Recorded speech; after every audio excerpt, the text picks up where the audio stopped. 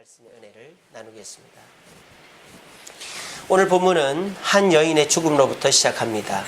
그 여자의 이름은 사라입니다. 이 사라의 죽음 앞에 아브라함은 너무너무 슬퍼합니다. 왜? 이 아브라함은 이 사라와 100년 넘게 살았기 때문이에요.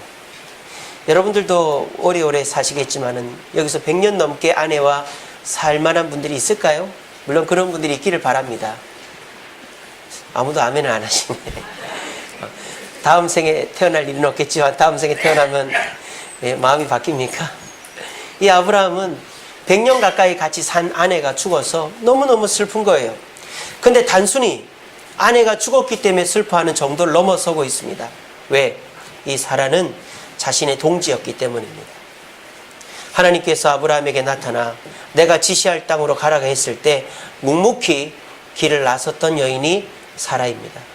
그리고 자기 조카 롯을 데리고 나설 때에도 사라는 아무 말 없이 아브라함이 조카 롯을 돌봐주었습니다. 아브라함이 물론 사라가 소개해 주었지만 하갈이라는 여종과 동침해서 아들 낳았을 때에도 사라는 잘 넘어갔습니다. 그리고 이 아브라함이 하나밖에 없는 아들 이삭을 하나님께 바친다고 했을 때에도 말없이 내어준 여인이 사라입니다.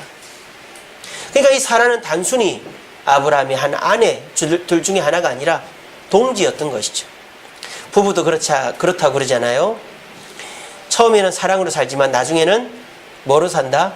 동지애로 산다 그러잖아요. 우리 동지 아니냐, 우리 가족 아니냐 그러면서 최경임사님 고개를 끄덕끄덕 하시네요. 벌써 동지가 되면 안 되는데 동지애로 산다 그러잖아요. 바로 이 아브라함의 가장 큰 동지, 아무도 없었어요. 아들도 이제 늦지막히 낳은 아들 하나밖에 없잖아요. 아브라함의 믿을 만한 유일한 동지가 사라였어요. 그런데 사라가 죽었단 말이에요.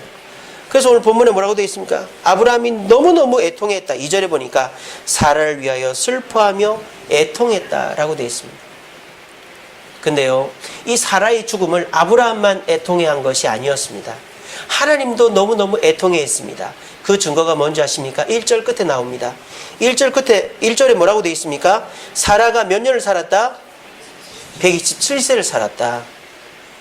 여러분, 성경에서 남자가 죽었을 때에 그 남자가 몇 세를 살았다라는 기록은 많이 나옵니다. 하지만 여자가 죽었을 때 그 여자가 몇 년 살았다. 여자의 수명을 소개하는 것은 오직 사라밖에 없습니다. 인류의 어머니인 하와가 죽었을 때도 하와가 몇 살 살고 죽었는지가 안 나와요, 성경에. 이스라엘 사사들 중에 유일한 사사였던 드보라가 죽었을 때도 몇 년 살 때 죽었는지가 안 나와요. 이스라엘의 마지막 사사였던 사무엘을 낳았던 한나도 몇 살에 죽었는지가 안 나와요. 심지어는요, 예수님의 어머니 마리아가 몇 살에 죽었는지도 안 나와요. 이처럼 여자가 몇 살 살다가 언제 죽었다라는 기록이 나오는 것은 없습니다. 오직 한 사람, 이 사람만 몇 년 살다 죽었다라는 수명이 정확하게 나오는 거예요. 뭘 뜻할까요? 이 사라가 바로 믿음의 어머니였기 때문이죠. 그래서 하나님은 이 사라를 길이 기억해 주기 위해서 사라가 127세를 살았다라고 성경에 기록을 해놓은 것입니다. 자, 그런데 또 신기한 것은요, 오늘 저와 여러분들이 읽었던 창세기 23장에서 사라의 죽음과 관련된 내용은 딱 2절밖에 없어요. 1절과 2절밖에 없습니다. 나머지 3절서부터 20절까지는 다 무슨 내용입니까? 매장지. 사라를 매장할 곳을 구하는 내용이 나머지 내용이에요. 그러니까 오늘 이 본문에서 핵심이 되는 부분은 사라의 매장지를 구하는, 다시 말하면 막벨라 굴을 거래하는 내용이 오늘 본문의 핵심이 되는 것입니다. 자, 그런데 신기한 것이 있습니다. 이 아브라함이 살았던 곳은 헤브론이라는 지역이에요. 여기 헤브론 있죠? 이 헤브론이라는 지역에 막벨라 굴이 있었어요. 이 헤브론이라는 지역은 헷 족속이 살고 있었던 지역입니다. 그러니까 쉽게 말하면 아브라함은 헷 족속에 얹혀 살았던 거예요. 그러니까 아내를 장사를 하려고 하니까 장사할 데가 없는 거예요. 자기 땅이 없으니까. 그래서 아브라함이 땅을 사려고 합니다. 근데 신기한 것은 사람들이 땅을 그냥 주려고 그래요. 6절에 보십시오. 내 주여, 여기서 주라는 건 아브라함 말이에요. 아브라함이여 들으소서. 당신은 우리 가운데 하나님이 세우신 지도자이니 우리 묘실들 중에서 좋은 것을 택하여 아무데나 장사를 하세요. 이렇게 얘기합니다. 근데 아브라함은 공짜로 주겠다는데도 굳이 400세겔이라는 큰 돈을 주고 장례지를 사는 거예요. 제가 이 본문을 지난주에 읽었어요. 평소에는 이 내용을 아무렇지도 않게 그냥 쭉 넘어갔는데 왠지 지난주에는 이 본문에 딱 부딪히는 거예요. 왜 굳이 공짜로 주겠다는데 아브라함은 400세겔이나 주는 큰 돈을 주고 샀을까? 400세겔이 감으로 안 오잖아요. 그래서 다른 데를 찾아보니까 이 400세겔이 엄청 큰 돈이더라고요. 10배나 더 큰 돈이더라고요.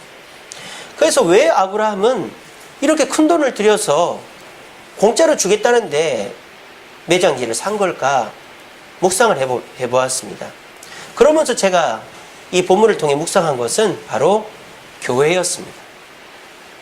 이 막벨라 굴과 아브라함이 구입한 이 막벨라 굴과 교회에 닮은 점이 있구나 하는 묵상을 해봤습니다. 생뚱맞죠? 막벨라 굴과 교회가 어떤 관련성이 있을까? 저도 처음에는 이게 어떤 관련성이 있을까 생각했는데 주석을 찾아보고 묵상하면서 3가지 막벨라 굴과 교회의 유사점을 생각해 보았습니다. 아브라함이 가나안 땅에 오래도록 살면서 땅 한 평 구입하지 않다가 막벨라 굴을 구입하고 그 막벨라 굴에 자기 후손들이 묻힌 것처럼 저와 여러분들이 이 땅을 80평생 살다가 이제 이 땅 떠날 때 우리가 과연 이 땅에 남겨놓고 가야 될 건 뭘까?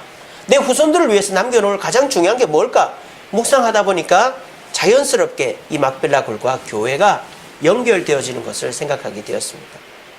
그래서 오늘은 이 막벨라 굴이 교회와 유사한 3가지 점을 묵상해 보기를 원하는데 이 묵상을 통해서 여러분들에게 있어서 이 주세움 교회가 어떠한 역할을 하고 어떻게 저와 여러분들이 갖고 가야 될지를 묵상하면서 이 교회가 막벨라 굴과 같이 소중하고 가치 있고 저와 여러분들에게 평안과 위로와 기쁨을 주는 공동체 되기를 간절히 바랍니다. 자, 막벨라 굴과 교회의 유사점이 뭘까요? 첫째는 이 땅에 남길 유일한 자산이라는 것입니다. 아브라함은요, 가나안 땅에서 몇 년을 살았을까요? 지금까지. 자, 아브라함이 하란을 떠났을 때의 나이가 75세입니다. 75세에 떠나서 가나안 땅 도착을 했어요. 그리고 사라가 지금 몇 살이에요? 127세죠. 아브라함과 사라의 나이 차이는 10살입니다. 그러니까 지금 아브라함의 나이는 몇 살이에요? 137세예요. 자, 계산해 보세요. 137에서 75를 빼면 62가 됩니다. 아브라함은 가나안 땅에 62년째 머물고 있어요. 저와 여러분들이 어디 이사를 가거나 아니 이사 가기 전부터 뭘 합니까? 집부터 사잖아요. 또는 전세로 살다가 그 집을 사든지 집 사고 차 사고 또 자동차 사고 이런 식으로 우리는 한 곳에 머물며 살면은 살림도 느리고 뭐도 느리고 자꾸 느려가는 거예요. 근데 아브라함은 62년을 살면서 땅 한 평을 사질 않았다는 거예요. 근데 더 신기한 건 뭡니까? 62년 동안 아무것도 안 사다가 이제 와서 막벨라 굴이라는 굴을 사는 겁니다. 왜 그랬을까요? 물론 아내를 매장하기 위해서도 그렇지만 이 아브라함 자신을 위해서도 그런 것입니다. 아브라함이 그 가나안 땅에 살다가 죽는단 말이에요. 죽으면 어디에 묻혀야 될 거 아니에요. 근데 자기 소유가 되지도 않은 땅에 묻혔을 때 그 땅을 누가 지켜줄 것이며 그 땅이 내 소유라는 걸 어떻게 증명할 것입니까? 그러니까 아브라함은 이 땅에 묻혀서 주님 오실 때까지 땅 속에 묻혀 있는 동안에 이 땅에 내가 묻혀 있을, 그래서 나를 평안하게 안식하게 해줄 곳을 마련하기 위해서 한 번도 집 한 칸, 땅 한 평 마련한 적이 없지만 막벨라 굴을 아내를 위해서도 그렇고 자신을 위해서 구입한 것입니다. 저는 이것이 교회와 막벨라 굴의 유사점이라고 생각합니다. 저와 여러분들이 이 땅을 살면서 집도 사고 땅도 사고 차도 사고 여러 가지 부동산들을 늘려갈 것입니다. 그런데 그런 부동산들은 영원하지가 않아요. 여러분들이 산 집은 자녀 때에 팔아먹을 수도 있고 땅도 자녀 때에 팔아먹을 수 있고 집도 낡으면 폐차해야 됩니다.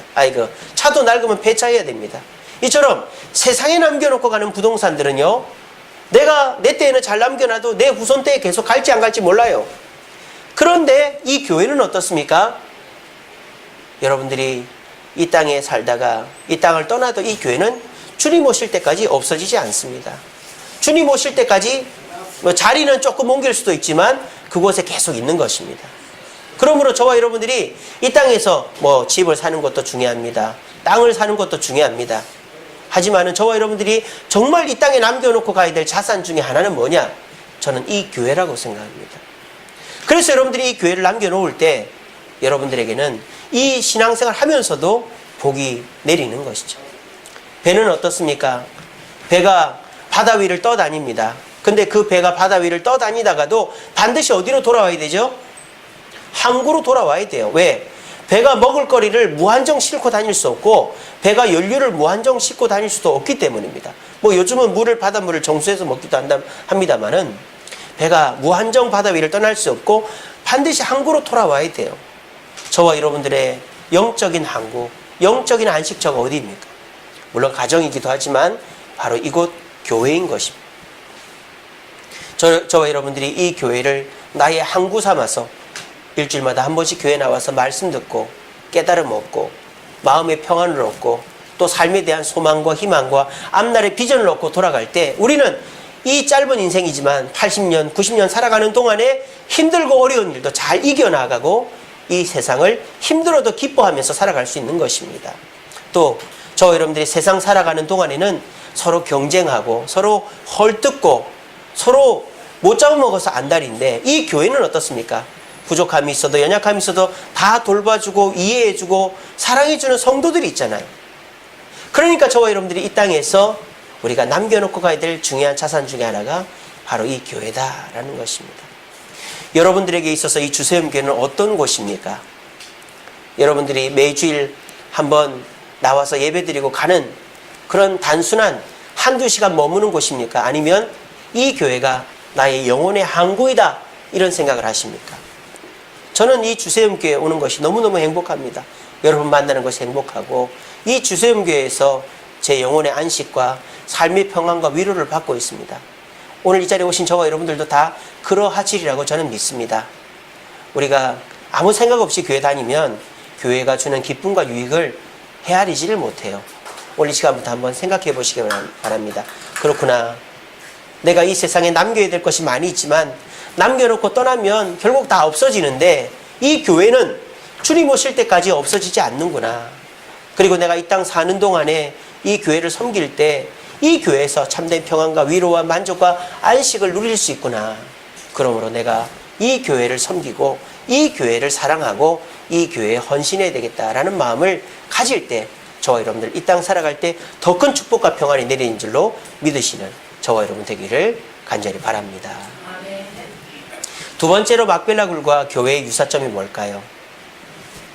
후손들의 신앙의 구심점이 된다는 거예요. 오늘 본문을 볼 때 재밌는 내용이 있습니다. 아브라함은요, 가난한 사람이 아니에요. 엄청난 부자예요. 아까 봤잖아요. 25장, 23장 6절에 보면 아브라함을 사람들이 뭐라고 불러요? 내 주여라고 부르고 있습니다. 그러니까 아브라함은 큰 부자고 사람들로부터 존경받았습니다. 근데 아브라함이 이 밭을 사는 방식을 보면 전혀 갑과 을의 방식이 아니라 너무너무 납작 엎드리면서 이 밭을 사고 있습니다. 첫째로 이 밭을 이 매장지를 구입할 때 아브라함이 어떻게 하느냐? 공식 회의를 소집합니다. 우리가 보통 뭐 부동산 땅이나 집을 살 때 어떻게 합니까? 그 주인하고 나하고 중개업자하고 세 명이서 서로 합의해서 도장만 찍으면 되잖아요. 돈 주고. 근데 아브라함은 그 자기가 원하는 밭 주인을 불러다가 내가 얼마 줄 테니까 파시오 이렇게 하는 게 아니에요. 어디서 할 수 있습니까? 10절에 보시면 이렇게 돼 있죠. 에브론이 해쪽석 중에 앉아있더니 그가 해쪽석 곧 성문에 들어온 모든 자가 듣는 데서 아브라함에게 대답하이르되. 지금 이건 뭡니까? 성문 회의를 벌이고 있는 겁니다. 그러니까 중동 지역에서요, 중요한 지역은 성문이에요. 그러니까 사람들이 들고 나는 성문. 그래서 높은 사람은 성문에 앉아 있습니다. 그래서 성문에 앉아 있으면서 오고 가는 사람이 인사를 받고 또 손님을 접대하는 거죠. 그러니까 성문은 고대 사회의 중요한 공간입니다. 이 성문의 해족 속 사람들이 중요한 지도자들을 다 불러 모은 거예요. 그래서 아브라함이 그 사람들 앞에서 내가 매장지를 살 수 있게 허락을 해 주십시오. 그렇게 부탁을 하는 거예요. 근데 이 아브라함이 부탁을 할 때도 어떤 태도로 하느냐? 굉장히 공손하게 합니다. 한번 볼까요? 7절에 보세요. 아브라함이 일어나 그 땅 주민 해족 속을 향하여 뭐 했다? 몸을 굽혔다. 지금 아브라함이 나이가 몇 살입니까? 137세입니다. 또 아브라함은 커다란 갑부인데다가 사람들로부터 존경받는 사람입니다. 굳이 허리를 굽혀가며 할 이유가 없어요. 또 한 번 더 허리를 굽힙니다. 12절에 보세요. 아브라함이 이에 그 땅의 백성 앞에서 몸을 굽히고 두 번을 몸을 굽히는 거예요. 왜? 자기가 그 매장지를 꼭 공식적으로 받기를 원하는 마음 때문입니다.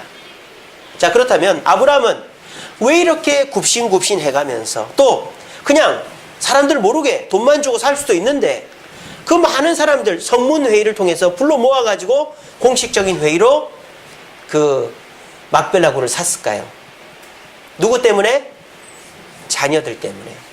후손들이 그 땅에 대한 공식적인 권한을 갖게 하기 위해서 공식적인 과정을 거친 것입니다. 이게 왜 중요한 줄 알아요? 여러분 미국 아시죠? 미국 지금 50개 주가 있는데 그 미국은 원래 다 미국 땅이 아니잖아요. 미국에 뉴멕시코주라고 있어요. 그 뉴멕시코주의 원래 주인은 누굽니까? 멕시코예요.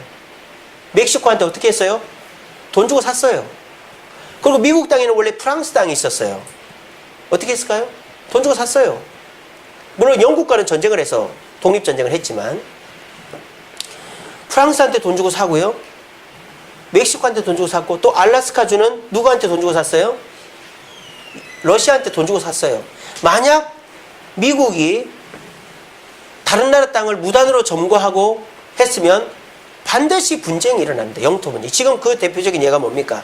독도 분쟁 아니에요. 일본 놈들이 대도 안 되는 말을 하는 거예요. 원래부터 우리나라 땅이었는데 일본이 뭐라 그런 거예요? 일제강점기 이후에 우리나라 사람들이 무단으로 점령하고 있다는 거예요. 그래서 그 독도를 내놓으라는 거예요. 이처럼 공식적인 과정을 걸쳐서 공식적인 문서가 남아있지 않으면 언제든지 시비가 걸릴 수 있는 겁니다. 그래서 아브라함은 그냥 누굽니까? 막벨라 굴 주인하고 둘이서 돈 주고 거래만 하면 되는데 그 해족 속 모두에게 이곳은 대대손손 내 땅이다라는 것을 증거를 남기려고 사람들까지 다 불러 모아서 얘기를 했던 것입니다. 저는 교회도 그와 같다고 생각합니다. 저와 여러분들의 후손들에게 집도 남겨줄 수 있고 땅도 남겨줄 수 있고 여러 가지 것들을 남겨줄 수 있습니다. 근데 신앙에 있어서 가장 남겨줘야 될 것이 뭘까요? 눈에 보이지 않는 신앙의 전통, 신앙의 습관을 남겨주는 것도 중요하지만 눈에 보이는 신앙의 유산을 남겨준다면 그곳은 바로 저는 교회라고 생각합니다. 왜 그럴까요? 집은 팔면 그만이고 땅도 팔면 그만입니다. 또 자녀의 신앙이 언제나 오롯이 부모의 신앙을 닮아서 굳건하다는 보장이 없어요. 그럴 때 그 신앙을 붙잡아 줄 수 있는 곳이 어딜까요? 교회인 것입니다. 여러분들이 한 교회에서 열심히 신앙생활하고 또 때가 되어 직분을 맡고 봉사를 하고 그러다가 또 중직자가 되어서 장로, 권사, 안수입사가 되고 그래서 이 교회를 열심히 섬겼을 때 또 여러분의 자녀들이 여러분들을 본받아서 이 교회 중고등학생, 대학생, 또 청년 결혼하고 이 교회에서 자녀 낳고 또 서리집사가 되고 할 때에 여러분의 자녀들은 여러분들의 피와 땀으로 세운 이 교회에서 계속적으로 신앙의 자산을 이어나가는 것입니다. 아브라함이 왜 허리를 굽신굽신거리고 공식적인 과정을 통해서 어렵게 막벨라굴을 얻었느냐? 이 막벨라굴에 아브라함과 그의 아내 사라, 또 그의 아내 이삭과 리브가, 또 이삭의 아들 중에 둘째 아들 야곱과 레아, 그리고 요셉까지 묻혔기 때문입니다. 그러므로 이 막벨라굴이 후손 대대로 신앙의 구심점 역할을 했듯이 저와 여러분들이 내 아들이 또 내 아들의 아들이 내 아들의 아들의 아들의 아들이 주님 오실 때까지 신앙을 유지하게 해줄 수 있는 유형의 공간으로서 남겨놓고 가야 될 곳이 바로 이 교회라는 것입니다.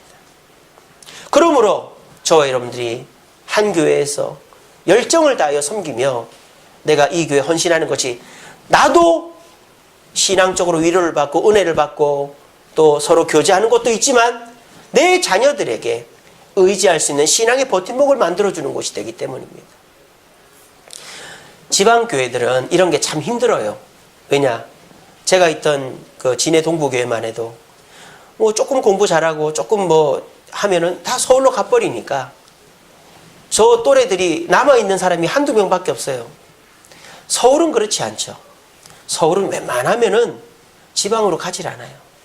다들 여기에서 공부하고 대학 다니고 결혼하고 여기 근거에서 다 가정을 꾸립니다. 조금 벗어나면 뭐 가까운 수도권이라든지 이렇게 가는 거죠. 그러니까 서울에 있는 교회들은 신앙의 뿌리를 한 교회에서 내리게 할 수 있는 확률이 높아요. 근데 그런 교회들이 많지가 않아요. 그런 교회들도 있지만 교회들이 잘 성장하다가 목사가 무슨 비리를 저지르거나 교회 분쟁이 일어나서 교회들이 갈라지고 깨지고 이러면서 교회들이 그렇게 계속적으로 신앙의 덕을 쌓아가면서 한 집안의 버팀목이 되는 교회들이 그렇게 많지가 않습니다. 또 교회들이 욕심이 생겨가지고 교회를 너무 키우는 거예요. 1000명, 5000명, 10,000명 이렇게 되니까 그 큰 교회에 내가 이 교회가 내 교회다라는 생각 자체가 들지가 않는 거예요. 그러니까 다니다 다른 게 옮기고 이러는 거예요. 근데 이 수도권에서 한 200명, 300명을 유지하면서 주님 오실 때까지 이 신앙의 공동체를 유지하면 그 교회는 주님 오실 때까지 저와 여러분들의 후손들에게 신앙의 구심점이 될 줄로 믿습니다. 저도 제 아이가 4시가 있지만 저는 이 아이들이 이 주세움교회 귀신이 되기를 바랍니다. 그래서 이 교회에서 공부하고 이 교회에서 헌신하고 해서 결혼하고 멀리 안 가고 다 이 교회 근처에서 서리집사하고 또 우리 세아는 권사도 하고 우리 아들들은 이 주세움교회 장로가 될지 안 될지 모르겠지만은 장로도 되고 그래서 저는 이 주세움교회의 귀신들로 제 자녀들을 만들고 싶어요. 그래서 제 자녀들의 자녀들이 그렇게 해서 이 주세움교회가 내 후손들로 말미암아 이 교회가 든든히 서가게 하고 싶습니다.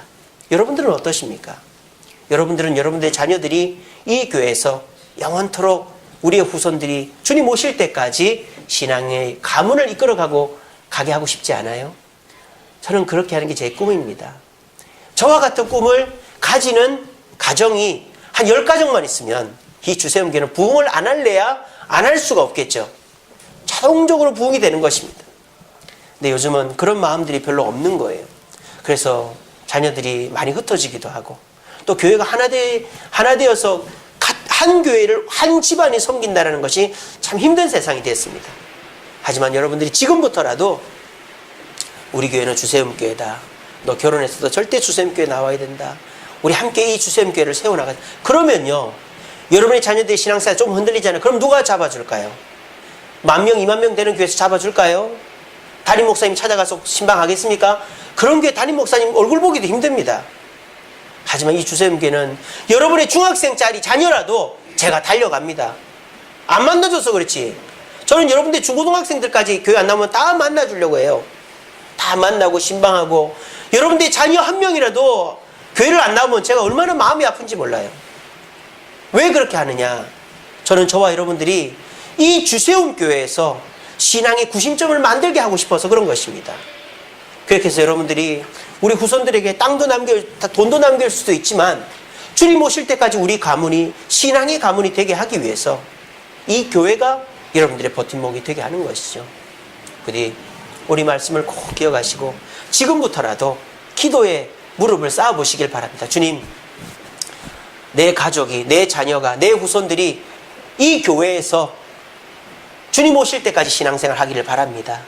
그래서 내 자녀들이 교회를 멀리 떠나지 않고 여기서 결혼하고 장가 들고 그래서 이 교회를 섬기고 그렇게 해서 10년, 20년, 50년, 100년 그렇게 이 교회를 섬겨 나갈 때 이 교회가 내 후손들이 이 교회에 섬기는 자녀들이 되어서 어떻게 하든지 주님 오실 때 이 주세움교회는 내 후손들로 가득 찬 교회가 되게 해 주옵소서라고 기도할 수 있는 저와 여러분들 되기를 간절히 바랍니다. 세 번째로 막벨라 굴과 교회의 유사점은 헌신으로 세워진 곳이라는 거예요. 아까도 말씀드렸다시피 막벨라 굴을 400세겔에 산 것은 너무 비싼 돈을 주고 산 것입니다. 자, 그럼 그 값어치를 우리가 어떻게 환산을 해볼까요? 세겔이라는 돈 단위부터 봐야 됩니다. 자, 우리나라 돈의 단위는 원입니다. 미국의 돈의 단위는 달러죠. 지금 현재 이스라엘 나라의 돈의 단위가 세겔입니다. 지금도 이스라엘은 돈을 1세겔, 2세겔 이렇게 해요. 그래서 한 세겔이 이스라엘에서 지금 얼마냐? 우리나라 돈으로 310원입니다. 그러니까 지금도 그렇게 쓰고 있어요. 그래서 400세겔을 지금 돈으로 환산하면 얼마예요? 432? 한 12만 원 정도 됩니다. 근데 아브라함의 때하고 지금은 한 3,500년 차이가 난단 말이에요. 그러니까 그걸 환산을 해보셔야 돼요. 그러니까 지금의 단위로 400세겔을 볼 수는 없겠죠. 그러니까 제가 이 세겔 단위로 땅을 매매한 거를 살펴봤어요. 성경에서. 두 건을 살펴봤습니다. 하나는 눈물의 선지자 예레미야가 밭을 살 때 이야기를 봤어요. 이스라엘 남유다가 바빌론에게 멸망하기 직전에 이스라엘 민족에게 말씀을 전했던 선지자가 예레미야죠. 그 사람이 말씀을 전하는데 조카가 난데없이 찾아와서 삼촌, 우리 고향에 밭 사세요. 삼촌 살라고 그랬잖아요. 아, 이제 나라가 망하게 생겼는데 밭을 사라는 거예요. 근데 예레미야가 그 밭을 삽니다. 얼마에 샀을까요? 11세겔에 삽니다. 11세겔. 아브라함은 400세겔에 샀어요. 아브라함 때부터 지금 예레미야 망할 때는요, 한 1000년이 거의 지났을 때입니다. 근데도 11세겔을 더 작게 샀어요. 물론 이게 전쟁통이니까 그렇다 칩시다. 그러면 전쟁이 아닐 때는 어떨까요? 다윗 시대 때 기록이 있습니다. 다윗 시대 때 다윗이 인구조사를 해서 하나님께 벌을 받았어요. 그래서 다윗 이스라엘에 전염병이 돌았단 말이에요. 그때 그 전염병이 어디서 멈췄느냐? 아리우나의 타작마당에서 딱 멈췄어요. 그래서 다윗이 너무 감사해서 그 아리우나의 타작마당을 사고 거기서 하나님께 제사를 드립니다. 그때 아리우나의 타작마당이 얼마인 줄 아세요? 50세겔입니다. 50세겔. 그러니까 다윗 시대도 거의 아브라함 때하고는 1000년 차이가 나는데 50세겔에 샀단 말이에요. 그런데 아브라함은 400세겔에 샀습니다. 심지어 이 400세겔은 아브라함이 부른 값이 아니에요. 아브라함이 내가 400세겔에 사겠어 이게 아닙니다. 오늘 본문에 15절에 보면 이렇게 돼 있죠. 14절부터 보면 그 땅 주인이 에브론이에요. 에브론이 아브라함에게 대답하여 이르되 내 주여 내 말을 들으소서. 땅값은 에브론이 말한 거예요. 얼마다? 은 400세겔이나 뭐라고 그럽니까? 그것이 나와 당신 사이에 무슨 문제가 되겠습니까? 그냥 장사하세요 이렇게 하는 거예요. 여러분 이 말의 뉘앙스가 느껴집니까? 이런 거죠. 누가 저한테 선물을 줬어요. 그래서 고맙습니다. 이게 제가 돈으로 드려야 되는데 이게 얼마입니까? 돈으로 주려고요? 그거 1000만 원입니다. 1000만 원 주세요. 딱 요 상황이에요. 뭔 말인지 알겠죠? 에브론이 진짜 그 땅값으로 400세겔을 부른 게 아니고 아브라함에게 돈 안 줘도 된다라는 말로 그냥 그렇게 한 거예요. 너 이거 나한테 돈으로 주려고? 한 1억 정도 주면 된다. 이 1억을 진짜 받겠다는 얘기가 아니잖아요. 근데 아브라함은 그 돈을 주는 거예요. 그러니까 쉽게 말하면 여러분들이 볼펜 하나 주면서 야 이거 1억이다. 또 여러분들 학교 다닐 때 그런 경험 있는지 모르겠지만 친구가 500원 주면서 이거로 빵 5개랑 우유 5개 사와. 그리고 500원, 300원 남가와. 이런 거 경험해 보신 적 없습니까? 예, 저는 없습니다. 빵 셔틀. 그런 꼴이에요, 지금 보면은. 이게 400세겔이 아닌데 400세겔입니다. 근데 안 줘도 됩니다. 그냥 하세요. 근데 아브라함은 진짜 그 돈을 주는 거예요. 왜 그렇게 했을까요? 여러분 잘 기억하세요. 가치는 남이 매기는 게 아니라 내가 매기는 거기 때문에. 내가 이것을 가치 있다 하면 이거는 가치 있는 거예요. 그 사람이 400세겔의 값어치가 아니라고 그랬지만 자기는 400세겔을 줄 가치가 있다고 생각했기 때문에 400세겔을 준 거예요. 왜? 나와 내 후손이 쓸 것이기 때문에. 그래서 400세겔을 준 거예요. 가치는 누가 만드는 겁니까? 내가 만드는 겁니다. 어떤 사람은요, 낡아 빠진 천조가리를 그렇게 가치 있게 생각하는 사람이 있어요. 왜 그러느냐? 자기가 태어났을 때 덮어준 혼이불이라는 거예요. 거기 뭐가 담겨 있을까요? 엄마의 냄새가 담겨 있다는 거예요. 그래서 억만금을 줘도 그 혼이불은 안 판다는 거예요. 어떤 사람은 청년 시절 때 들고 다니던 그 가방이 그렇게 가치 있다는 거예요. 막 다 낡았던데. 왜? 자기가 그 고생할 때 들고 다니던 그 가방이 그래 가치 있다는 거예요. 어떤 사람은 낡고 쭈그러진 반지가 그렇게 가치 있다는 거예요. 왜? 어머니가 남겨준 유품이기 때문에. 그 사람이 누굴까요? 제가 여러 번 얘기했는데 바로 접니다. 저희 어머니가 이 세상 떠날 때 딱 하나 남겨주고 갔어요. 금반지, 쌍가락지 금반지 남겨주고 갔어요. 다 쭈글쭈글해져 있습니다. 순금이니까 그게 쭈글쭈글해지더라고요. 근데 제가 결혼하면서 폐물을 다 팔아먹었어요. 제 결혼 반지도 팔아먹고 요거 새로 맞춘 거고 그리고 결혼시계 뭐 결혼 목걸이 다 팔아먹었어요. 근데 그거는 저희 집사람한테 절대 팔아먹으면 안 된다고 제가 보관시켜 놨습니다. 왜? 저하고 어머니하고 연결해준 유일한 끈이기 때문에. 요즘 어머니 얼굴도 잘 기억이 안 나요. 근데 그거 보면 기억이 납니다. 가치는 누가 매기는 겁니까? 사람이 매기는 게 아니라 내가 매기는 거예요. 내가 이게 가치 있다면 이건 가치 있는 거예요. 여러분들의 이 교회는 어떤 가치가 있습니까? 상가에 있고 불편하고 또 어떻게 될지 모르는 상황 속에 있는 이 교회가 여러분들의 어떤 가치가 있죠? 남들이 볼 때는 가치가 없고 불편해 보이지만 여러분들이 이 교회가 소중하다, 가치 있다, 사랑스럽다라고 말하면 이 교회는 여러분들에게 있어서 가장 큰 가치가 될 줄로 믿습니다. 여러분들의 직장, 가정, 취미, 건강, 지식, 그리고 교회, 이 6가지 중에 이 교회는 여러분들의 순위 중에 몇 번째에 들어가 있습니까? 직장, 돈, 건강, 가정, 취미, 교회 6가지 중에 첫 번째가 되면 제일 좋겠지만 첫 번째가 못 되더라도 두세 번째는 돼야 되지 않을까요? 제가 2주 전에 인천에 있는 청년, 제가 여러 번 얘기했죠. 미국에 있을 때 저희 집에 놀러 왔던 그 청년이랑 식사를 했어요. 근데 그 청년이 부모님 도움으로 공부방을 하는데 한 달에 얼마씩 버는 줄 알아요? 못 벌면 300만 원. 보통 한 500만 원 법니다. 왜냐? 가게세가 안 나가거든요. 자기 어머니가 준 집에서 공부방을 해요. 그리고 그 어머니 어린이집에서 졸업하는 애들이 초등학교 가면 그 공부방으로 그대로 옮겨와요. 그러니까 애들이 항상 꽉꽉 차요. 2층 집입니다.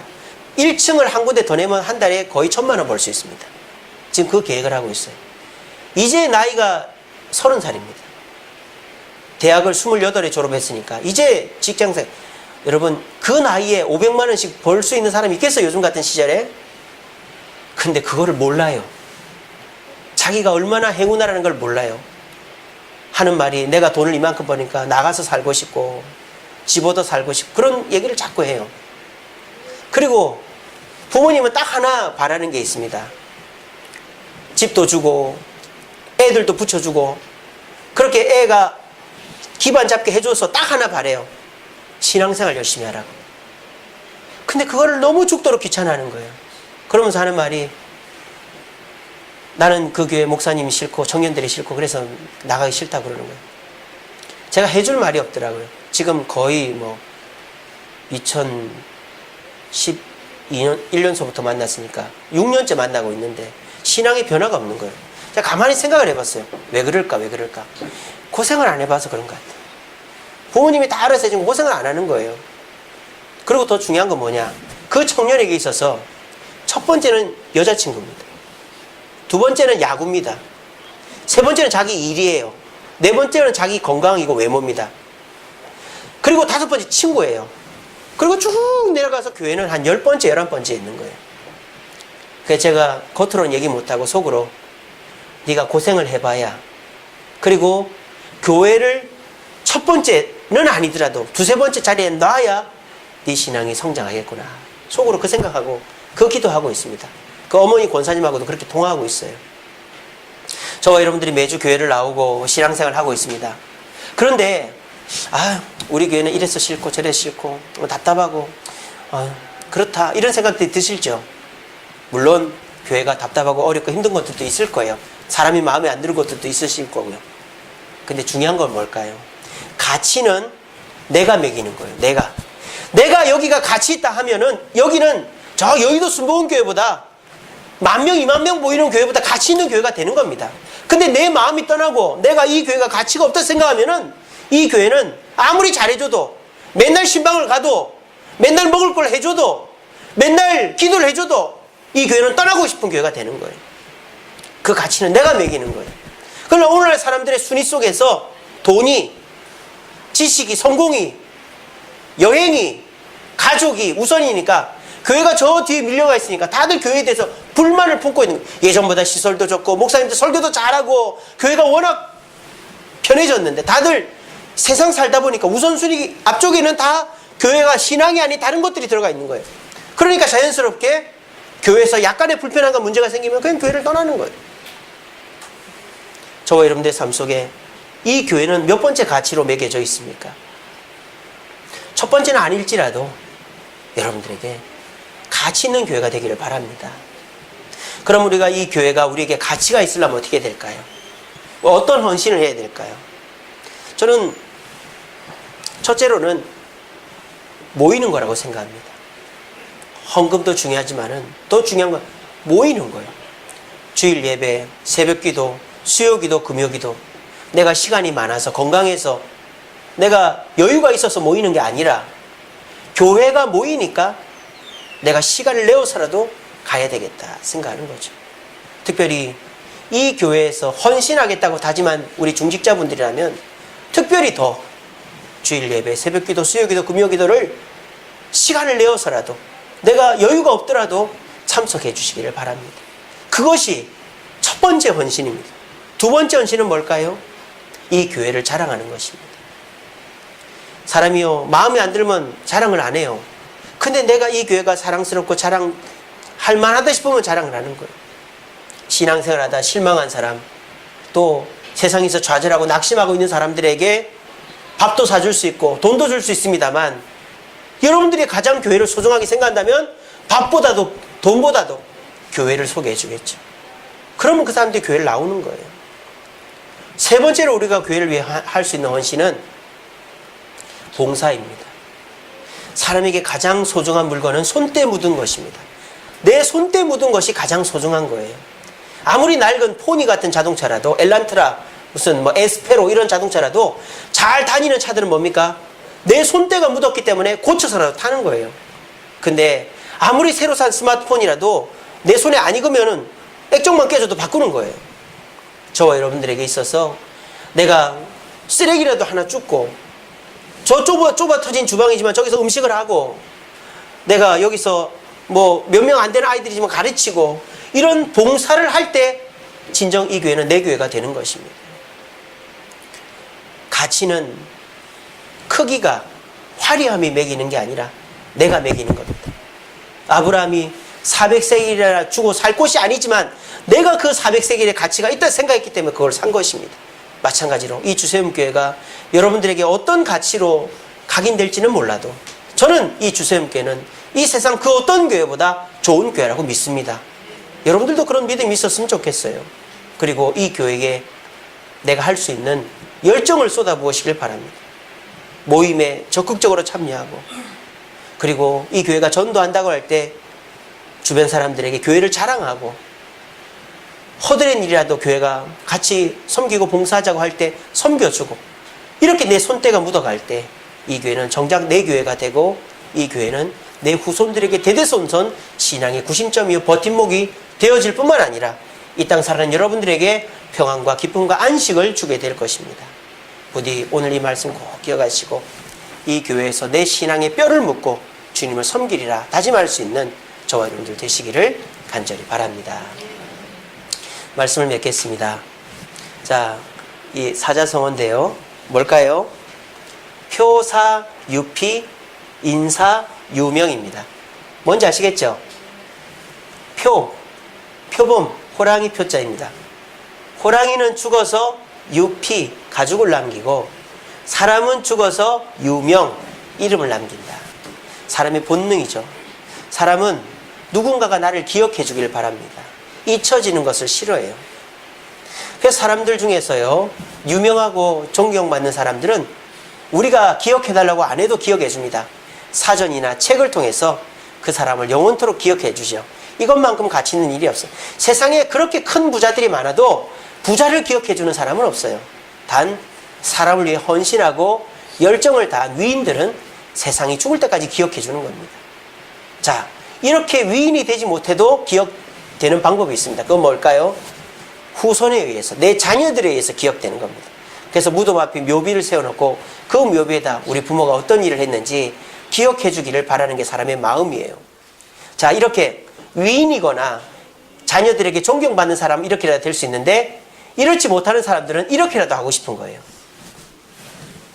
경애하는 김정은 장군님 고맙습니다. 북한 사람 중에 김정은 경애하는 사람 있을까요? 아무도 경애 안 해요. 근데 권력이 있으니까 그 권력으로 사람들에게 나를 좀 경애해달라고 온 산천 초목에다가 다 써놓는 거예요. 빨간색 글자로 경애하는 김정은 장군님 다 써놓은 거예요. 얼마나 참 추잡스럽습니까? 그죠? 근데 이게 사람의 본능인 거예요. 근데 권력도 없으면 사람이 어떻게 할까요? 이렇게 하는 거예요. 온 관광지에다 자기 이름을 누구누구 다녀감, 누구누구 사랑, 이런 거 다 써놓는 거예요.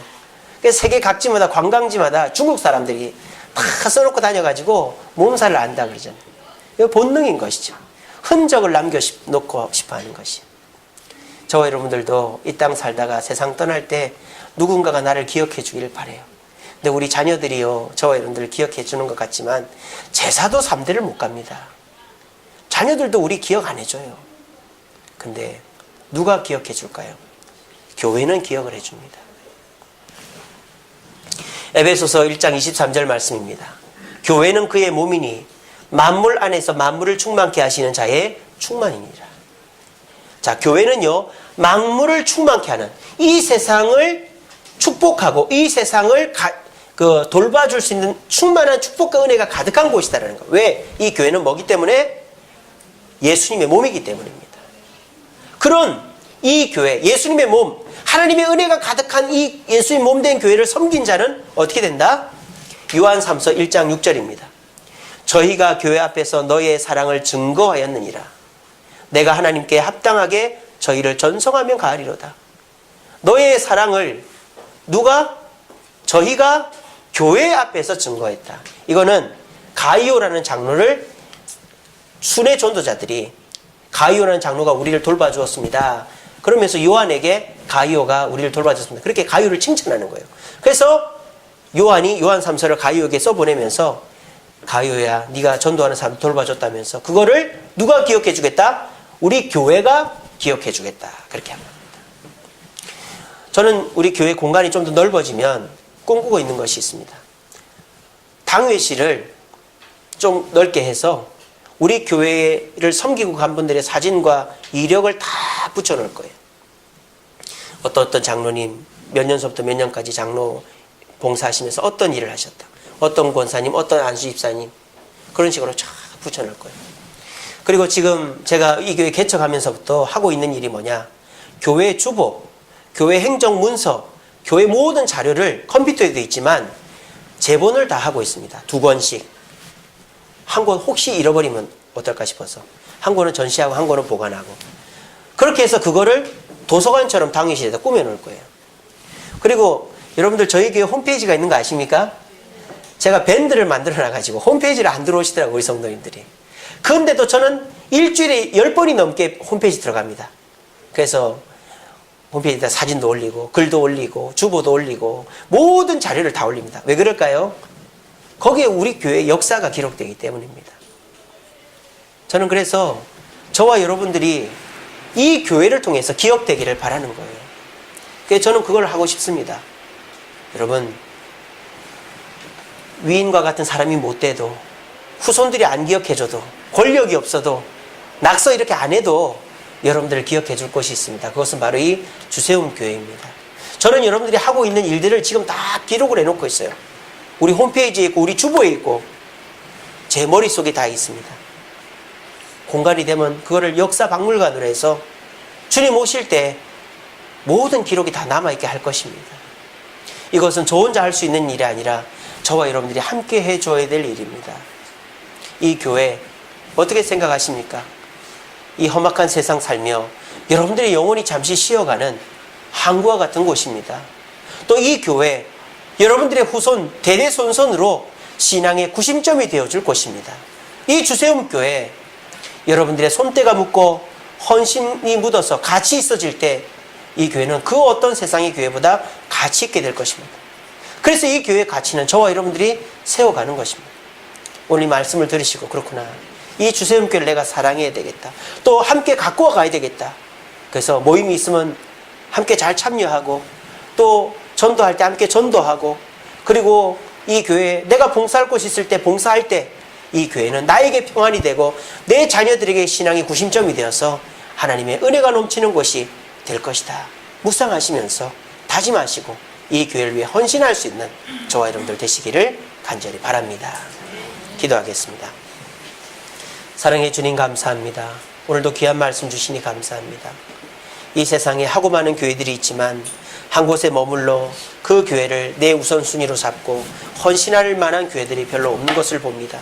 하지만 우리 주님, 이 주세움교회에 우리에게 붙여주신 것은 이 교회를 통하여 내 영혼의 안식처가 되어지고, 이 교회를 통하여 내 후손들이 대대손손 신앙의 대를 이어가고, 또 이 교회가 내 손때가 묻고 내 가치가 투영되어서 이 교회를 통하여 내가 참된 가치를 발견하게 될 줄로 믿습니다. 주의 몸된 교회를 위해 헌신할 때 만물을 충만케 하는 은혜가 내게 있을 줄로 믿사오니, 아버지 하나님, 내 이름을 기억해주고 내 역사를 기억해줄 이 주세움교회에 헌신하고 함께 모여 수고함으로 하나님의 몸된 교회를 세우고 나와 내 가정이 대대손손 신앙을 지켜나가는 축복이 임할 수 있도록 도와주시옵소서. 예수님 이름으로 기도합니다.